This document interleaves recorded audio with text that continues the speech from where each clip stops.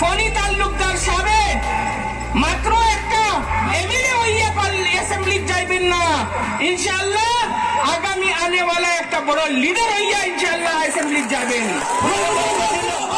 আর মহাগঠবন্ধনের সরকারও যতক্ষণ ইজ্জত একটা শাড়ি পিননে আলা সিন্দুর লাগানে আলার বেটি রইছে, অতক্ষণ ইজ্জত একটা বুরকা আলা বেটিরও লাগবো। মহাগঠবন্ধনের সরকারে একটা সাধুর, একটা খ্রিস্টানের চর্চর, একটা পাত্রীর যতক্ষণ ইজ্জত হইছে, আমরা মৌলানারও লাগবো তখন ইজ্জত। মহাগঠবন্ধনের সরকারও যতক্ষণ ইজ্জত একটা গীতা বা বাইবেলের হইছে, ততক্ষণ ইজ্জত আমরা কোরআন পাকেরও লাগবো। আমরা সবে মিলিয়া এই সরকার চালাইমু ভাইয়াই।